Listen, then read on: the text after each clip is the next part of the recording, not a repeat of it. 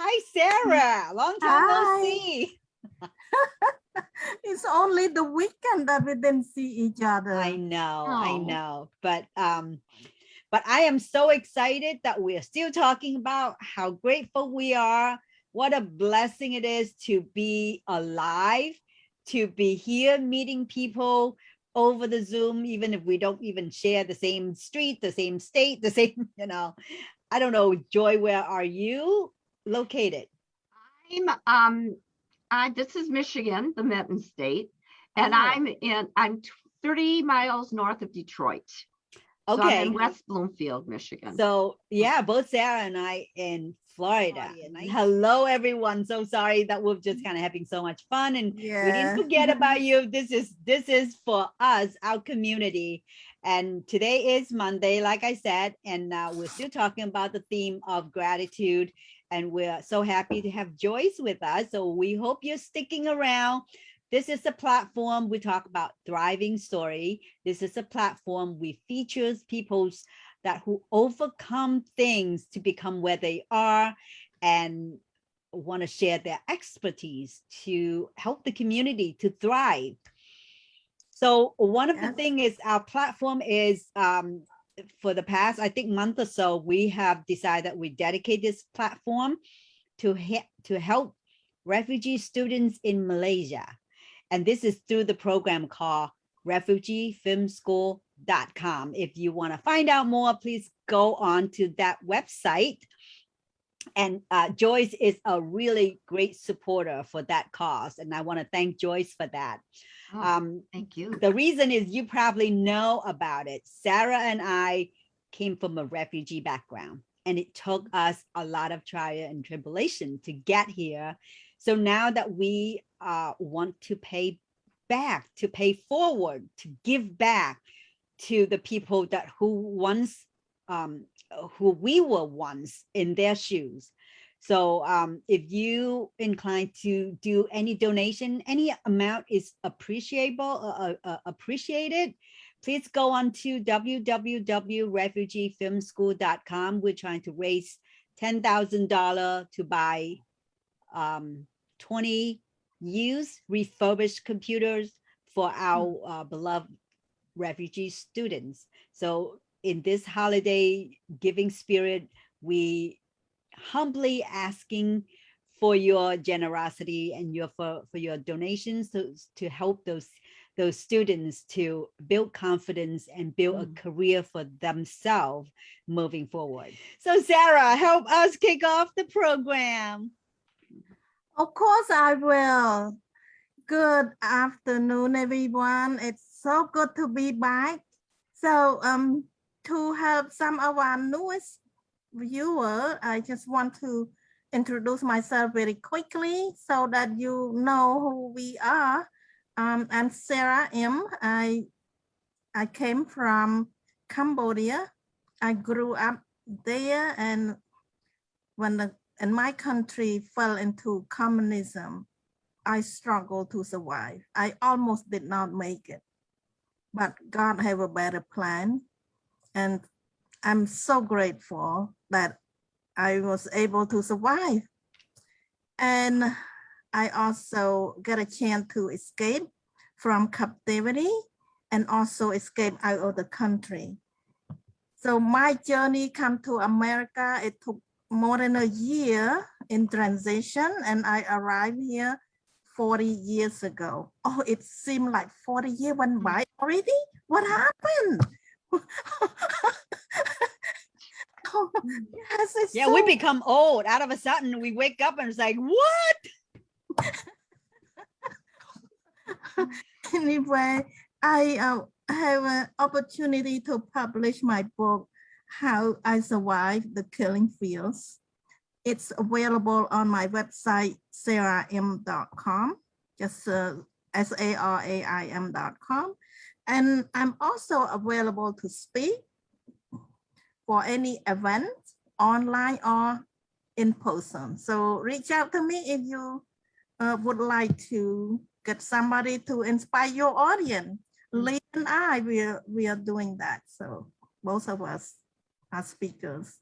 So back to you, Lea. Thank you, Sarah. And Sarah's stories is amazing. I still can't imagine crossing the jungle. That's just incredible just to even to think about it. So my journey is not that less dangerous, but luckily I had my parents and my family with me. We suffer, but at least we suffer together. So I'm Chinese, born in Vietnam, and we also were suppressed and lived with the communists for 4 years before we escape out to the sea. Not knowing that what's going to happen to us. My dad built a boat and stuffed 500 people over that boat, and we just sailed, taking off. And obviously we were out in the ocean, drifted, and encountered 4-time pirates. And so I want to say that we were not just near dead, but probably dead several times, and then, realize that we're not really dead yet, but that's what it felt like. So the journey, that was just the beginning of the journey. And then we came to America, new skin. You got to shed everything old and learn everything new. So that is another ongoing pain journey, but it was a really rewarding journey. And the reason I'm still sitting here, because of faith, because of God, because of strong will, and because of my parents who sacrificed everything so we can have a future that we could never would imagine if we have stayed in Vietnam. And that's the reason that we have very big compassion for refugees, because they are the bravest. They left everything they have just so that they can reborn and rebuild a new future. So I hope that you stick around and listen to some of the amazing guests that we are having on here. And today we have Joyce Weiss. Joy is a great friend that I met online for the last 2 years, I think. Yep. We are in the same networking group together, and Joy is known as a conflict resolution lady. I love it because, who want to live with conflict, right? It's exhausting. So we need Joyce, and the world needs many of people like Joy. So today we asked Joy to come and share with us her story, why she want to resolve all these conflicts in the world, which is a good thing. So Joyce, welcome to our conversation. Oh, thank you so much. It's been so hard. I've been wanting to say things about both of you, but I know I have to be a good guest. But thank you so much. And I read your book, and I know you know that, Lea. And thank you. I'm excited because you're going to be a guest on my show in a couple of weeks. But I appreciate this. This is going to be amazing, being in the company of both of you. And it's an honor. It's our honor. Yeah, thank you.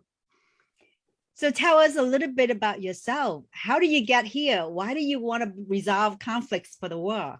Oh gosh, do you have 15 hours? So maybe just truncate that. I'll tell you a very long story shortly. I got married right after college and to a lawyer.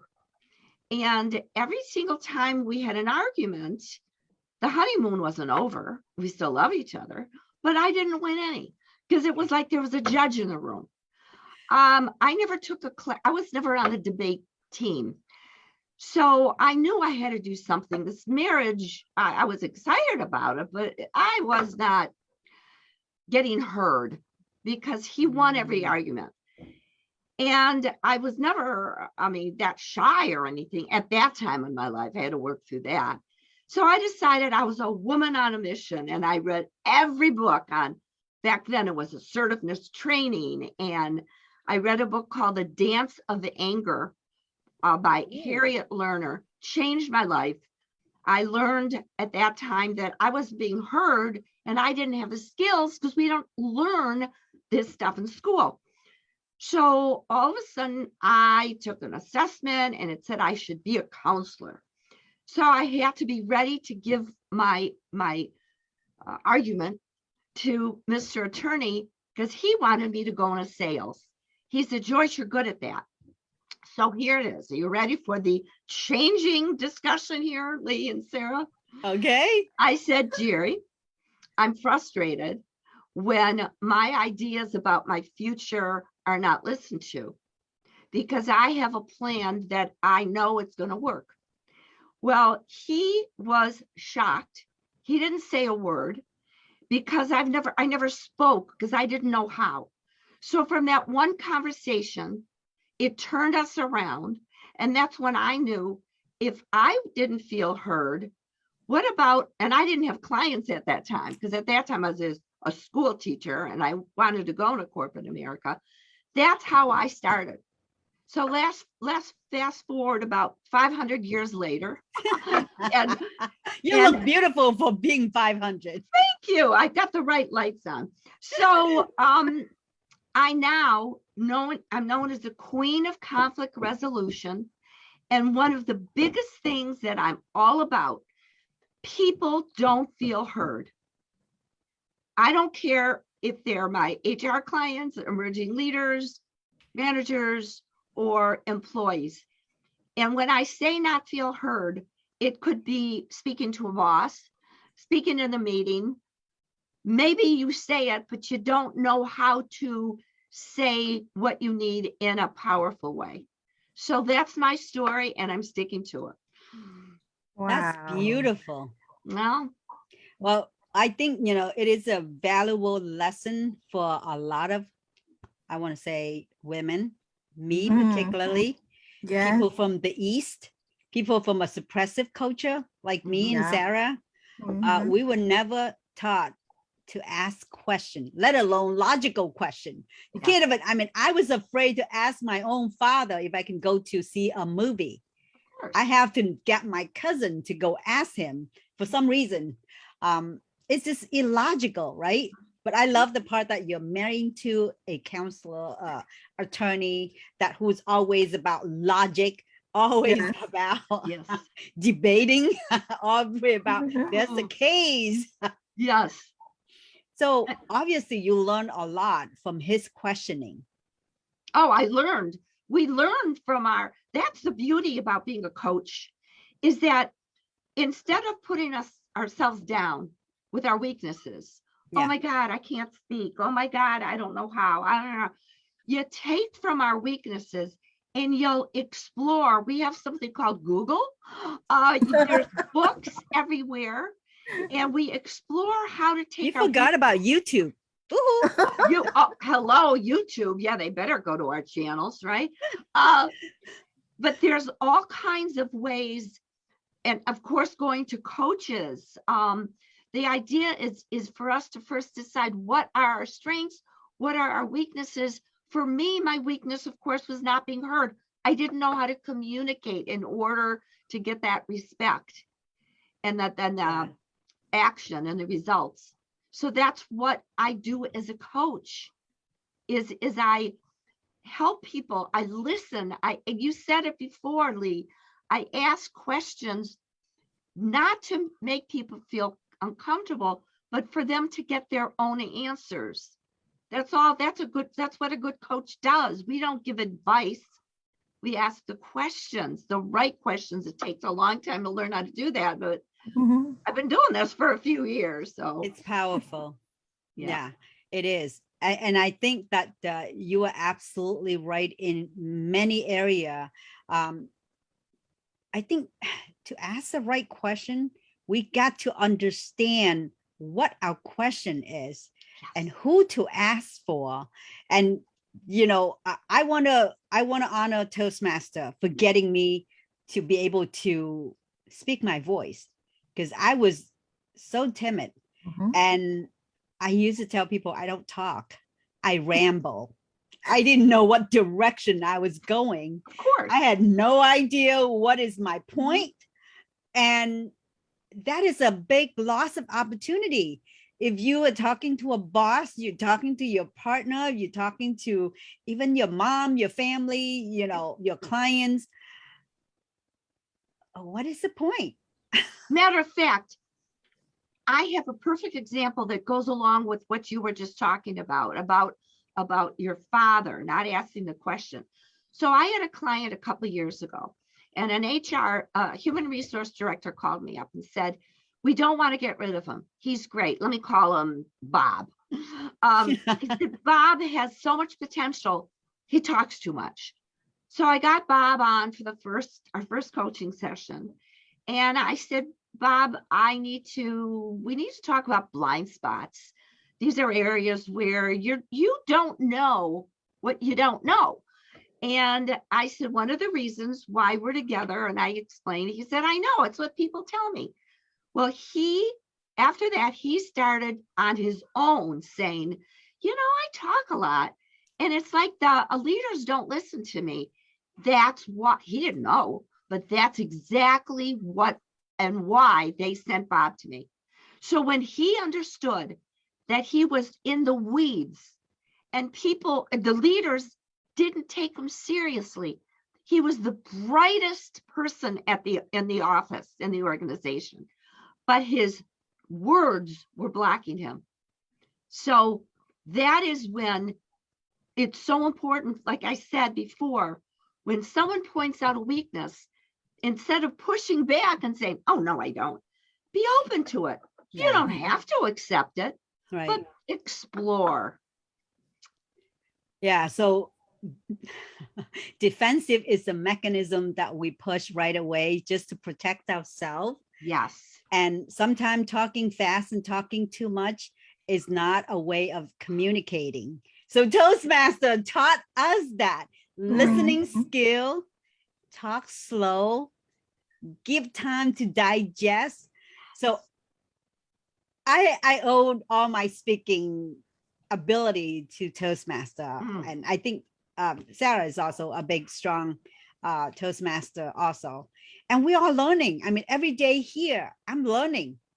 Oh. I am learning every day. There's no such a thing that you know too much. There's not such absolutely. A thing. But I don't want a word to be just all coasting sugar either, right? I mean, I think the word conflict is overused. People should be questioned and should debate and should voice their opinion. But a lot of time when people ask and immediately it's being given as a conflict, is there a way that you can tell them that, it is a good, healthy debate to express your feeling in a healthy way instead of calling a conflict? That's what you just said is the answer, Lee. People say to me, well, I mean, you're a communication, a conflict resolution coach. I don't like conflict. I don't deal with it. So it's going to be hard. And the bad conflict is one thing and healthy conflict. And so to just piggyback on exactly how you said it, which was brilliant. Thanks for getting into my mind. There's such a difference in healthy conflict means you can move beyond the unhealthy conflict of being silent, about not being listened to, being overly aggressive, talking too much, and then moving through with learning different skills and recognizing that this is a good thing. That means we can work through it. But I'm finding, and I'm getting more people, Lee and Sarah, and this is fascinating to me. This is brand new on LinkedIn because I've really been working the system on LinkedIn. And when people are coming to me, there was one post that I put in a couple of weeks ago saying, if we didn't deal with conflict when we were children, that comes along with us as adults and we're uncomfortable. That's all I said. People are responding to that saying, you were talking to me. I don't know how to deal with conflict because we were told, no, children should be seen and not heard. Don't raise your voice. All these things that we've all heard. So this fascinates me. that you never know what we say as human beings, what's going to help someone. We all have our strengths. We all know those. But when we say something, especially when people are in conflict, you never know what word or sentence you're going to say that will just pique their interest. And they're going to say, you know, Joyce, you heard me, or Lee or Sarah. It's fascinating stuff. It is. It is. I think somehow the word conflict is almost just like pushing people right away. I mean, Yes. even if it's healthy conflict, I think the word conflict just got that negative connotation about confrontation. Sure. And it does. And to get people who say this to me, I got to listen. And then what I would do if this was a coaching session, I'd say, well, what does conflict mean to you? And then I would hear that, and then we'd be able to work it through. Yeah. And that's why it's important.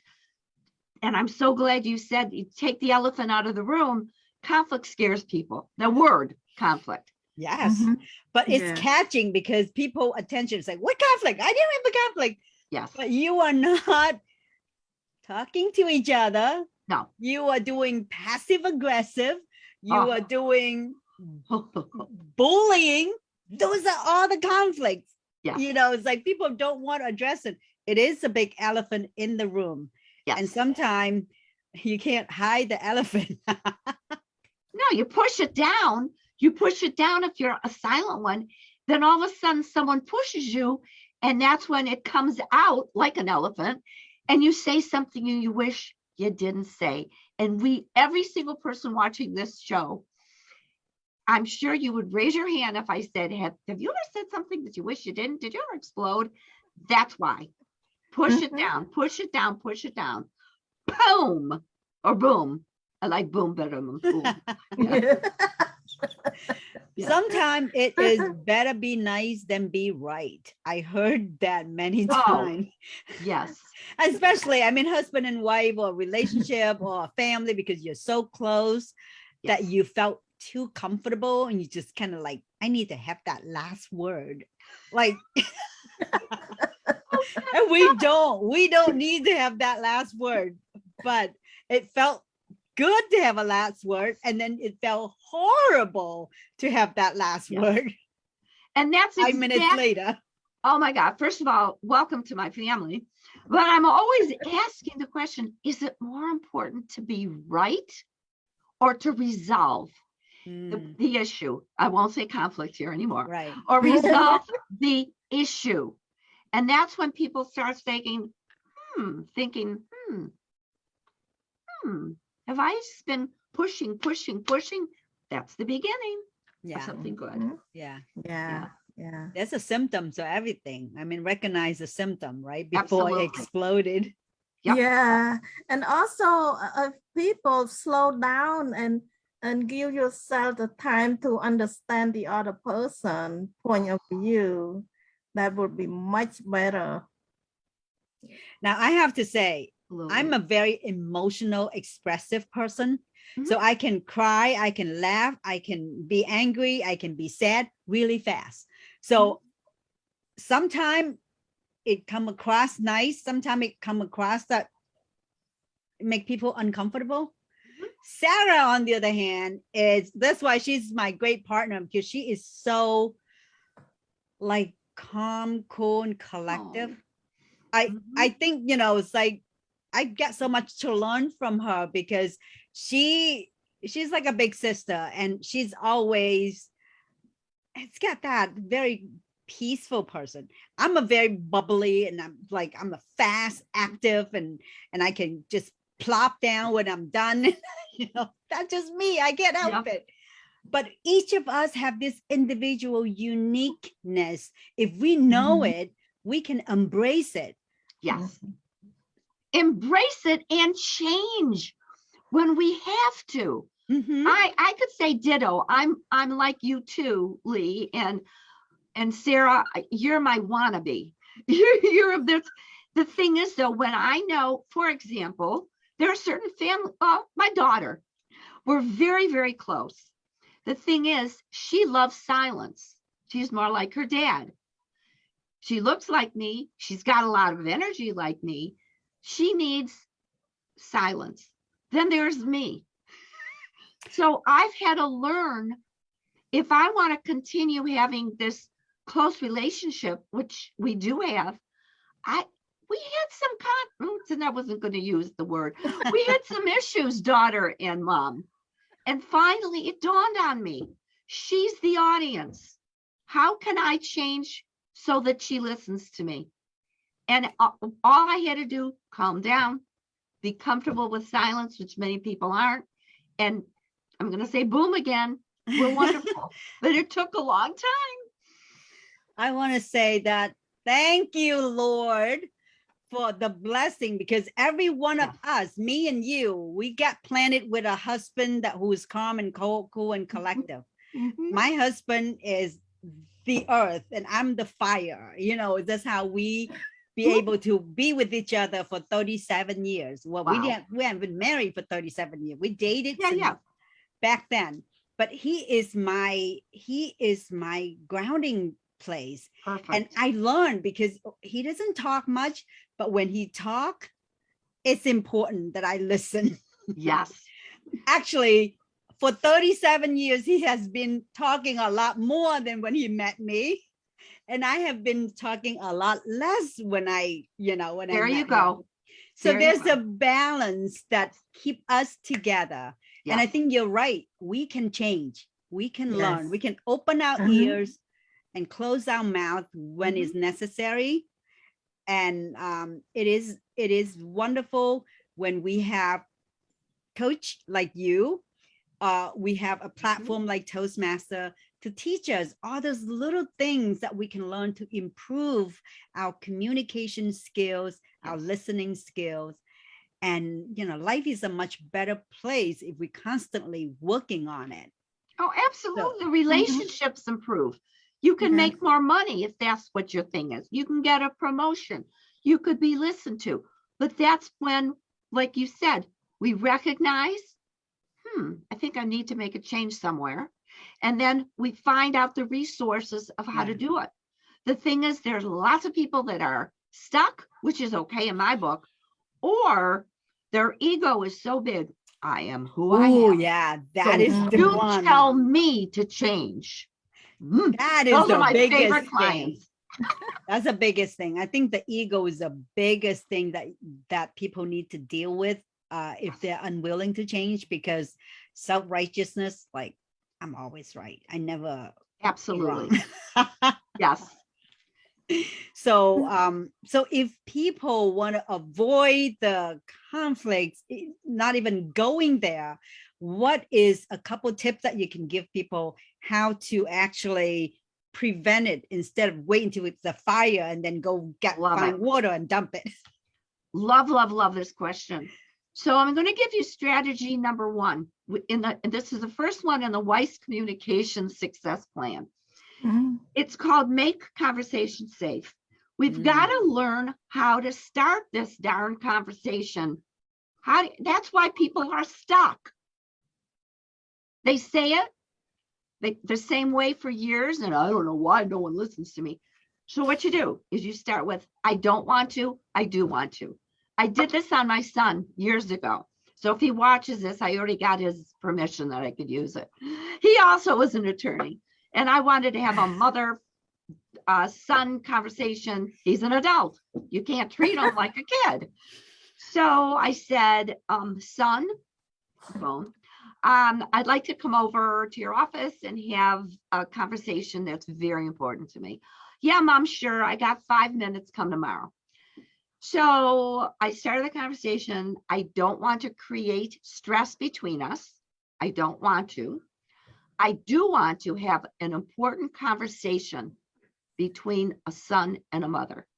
That 5-minute conversation turned into 2 hours. He closed the door because I made it safe. He knew ahead of time. I wasn't there to ridicule him. I just wanted to share my voice. And that's a good way to at least start it. Now, there's all kinds of stuff you got to do after, but at least that's a great way for those who are watching this wonderful program. I just love your program, Sarah and Lee. Thank you. That's at least a good way to start. Does this make sense to both of you? Absolutely. Absolutely. Yes. I think, I learned from my son too. I learned to say things instead of putting it in an offensive way. Yes. I put it in a way that it's not you, but I didn't really like that situation. Can we do something differently? So it's all about how you say it instead of what you're saying it. Yes. And I think it's very critical about, for me, I learned from my husband, and we do have some, husband and wife, we always, there's day that we get disagreements. And usually I remember I prep my talk for days before I sit down and talk to him, because I would say, we need to have this conversation. And if you come from a place of peace, you come from a place of ready to talk about the problem, not about how dare you or whatever. Yes. Then it will be less offensive. It's not you, but how you handle the situation and how I handle it. It's not matched. Something is, what is in your mind that I need to know, and what is in my mind right now that I need to share with you, so you understand where I come from. Yes. So I think, there's so many things, and I'd love to, read your book and see what else, because I know that we always constant learning, and this is just the tips of the iceberg for conflict resolution. There's so many different ways that we can prevent the fire before the fire is getting out of control. Yes. And sometimes it's just little things. I have watched my mom and dad going from little things to blowing up. And that's why I vow that, I don't want that, because that's not healthy for the kids, for the family. Even though they love each other very much, but that ego and that stubbornness and the culture, they don't admit it. And they're just, playing a lot of, male and female, it's like a whole shebang of things that we can get into that situation. But we are in a better place. We can do better. Yes. So I want to thank you for that tip. I think, creating a safe space to talk. Yes. And going in as a mindset of resolution instead of confronting. It's such a great suggestion and great. Thank you. And it works. Yeah. Yes. Yeah, good tips. I learned one valuable lesson. This is for my own observation, that when I have something that really important, I need to communicate with my husband, I have an intention. So I pray, and my intention is to bring peace, not to cause. Oh, there you go. So yeah. Many times it works. I know. But that's so deep, and that's so powerful. And that's the whole point, Sarah, that we've got to get our ego out of the way and say, it's not important to be right, like we were talking about before. It's important to resolve. And we could either, like Lee said a few minutes ago, step back and say, what do I want to say? Take a day to think about it. And there are times when we can't step back. We have to do it right away. That's why the I don't want to, I do want to can help you, at least if because if someone's pushing you, you can't just say, hey, I want to think about it for a few days. I want to get back to you.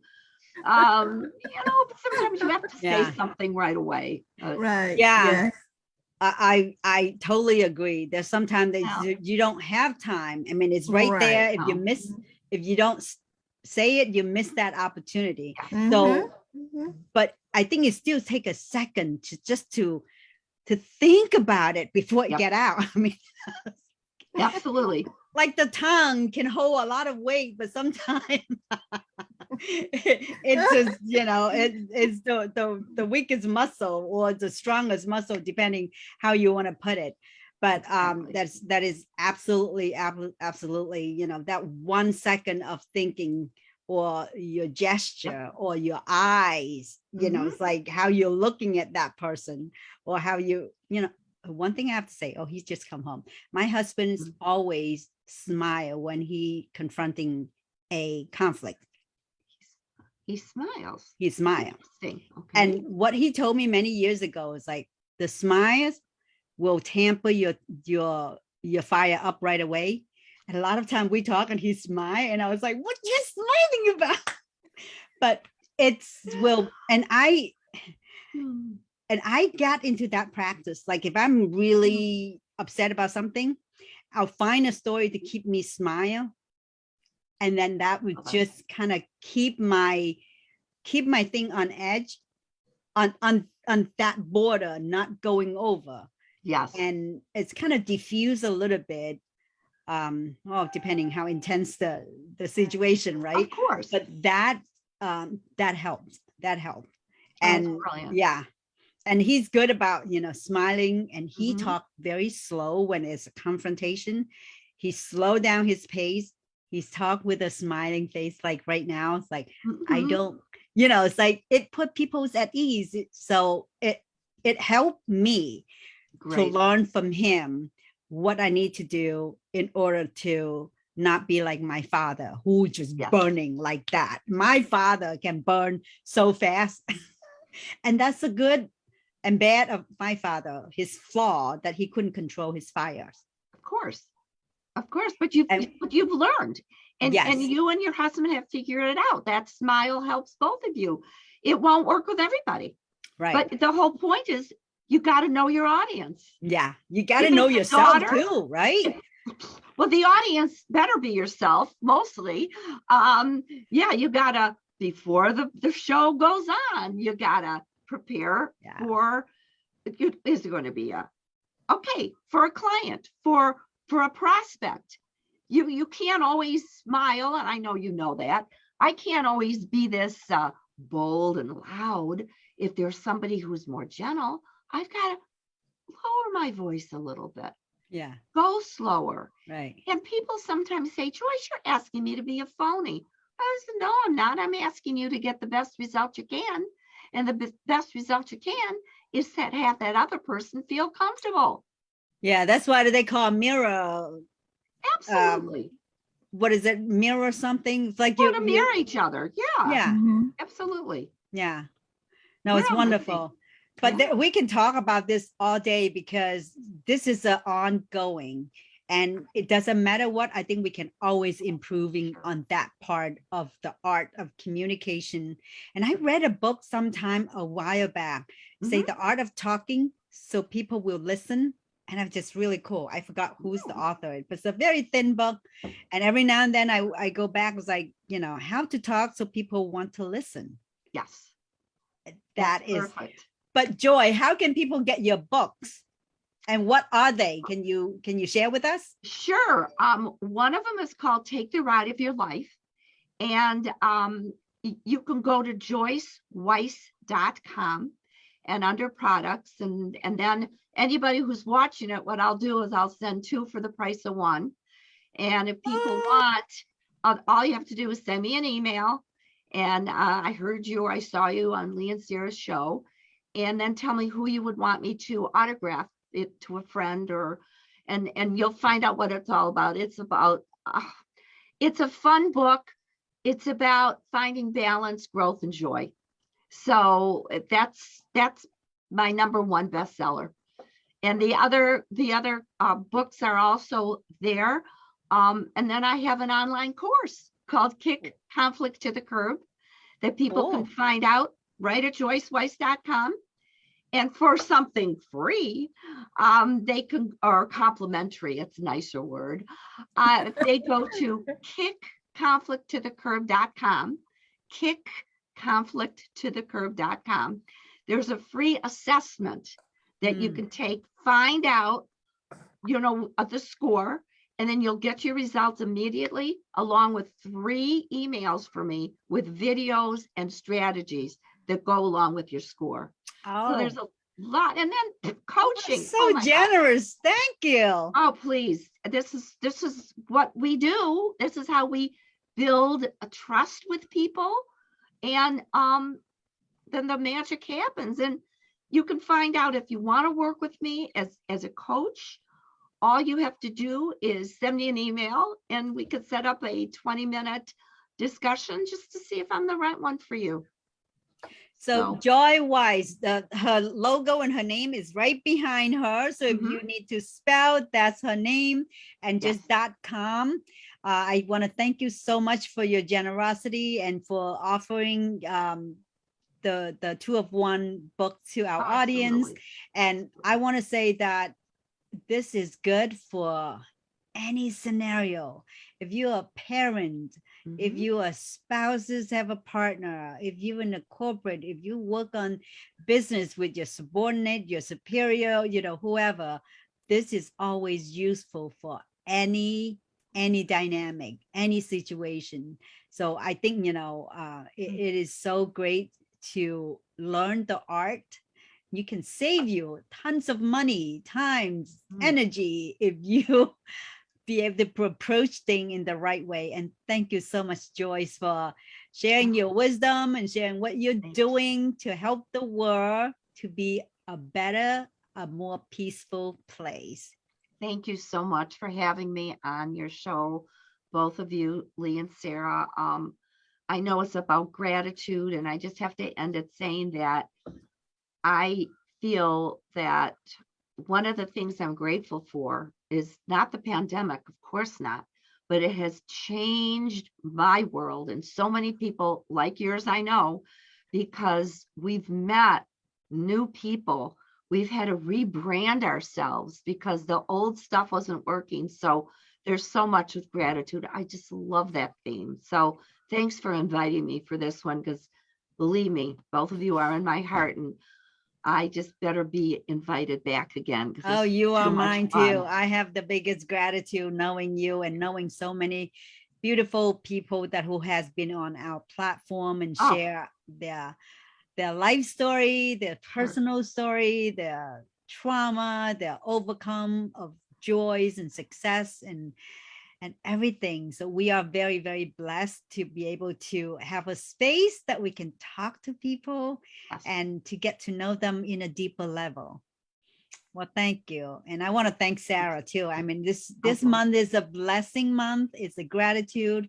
It's Thanksgiving. I mean, without Sarah, I don't know if I can actually be here for this long. Thanks to her that she said yes when I asked her to be, you know, on this journey with me, and without any hesitation, she's like, yes, of course. So I am so grateful. And we have been having fun, nothing but fun. That's Yes. what it's all about. Well, thanks both of you. Totally agree. We do this for the benefit of our viewers. Absolutely. So nothing more than that. So we just so grateful to meet so many wonderful guests like you, Joyce. Oh. Yep. Yeah. For our Thank viewer, you. and now we're expanding that and we're helping the refugees. So we hope that Yes. you will extend your charity arm and help us achieve that goal to provide more computers for our students.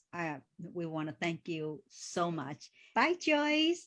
Bye, Sarah. Bye. Thanks again. Bye. Mm.